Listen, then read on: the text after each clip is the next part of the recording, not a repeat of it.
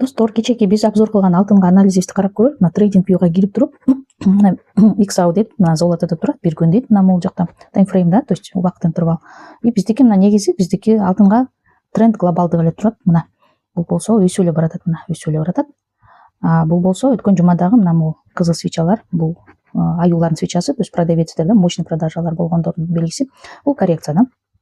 Базарда ошентип өтө ылдый болуп турат.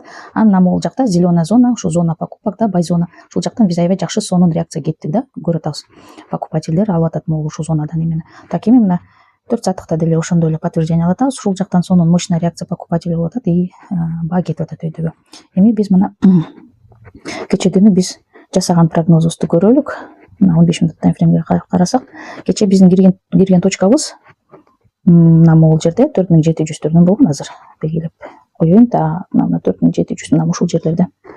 Так 4700 плюс минус так 4715 на самом деле кирген, плюс минус ушул зона 4700. И андан кийинки биздики ближайшая цель могул болгон 5100 примерно так. Ну, мен ближайшая цель көп деле жайынчы жетпей 5100, 5095. Вот, ушуга кетип баратат, уже мына жакындап калды. Азыр уже мына азыркы баасы мына көрүп атасыңар 5080 дейт. Эми 5195 так, ой 5095 5100гө жеткенде примерно ошол жакта каршылык деңгээл бар ушул жерде. Ушул каршылык деңгээлде биз реакция күтөбүз, коррекцияны, то есть ылдыйга түшүү бир аз. Андан кийинки цель бул 5150 и если аны тешип кетсе анда дальше кетебиз да, то есть по реакции да. Ну негизи ожидаю ближайшая цель 5200 примерно. Так 5000 на могул жерлерде примерно 5200. Ушул жерлерге чейин барышы мүмкүн. Бүгүн эртең уже. Так, эми достор, биз ушундай глобалдык трендти көрдүк, что алтынга баары бир бул өйдө өсүүчү восходящий тренд, ал эми локально биз өткөн жумада биз көргөнбүз мына монун түшүүнү, коррекцияны. Бирок азыр кайра восстановление болуп атат рынок.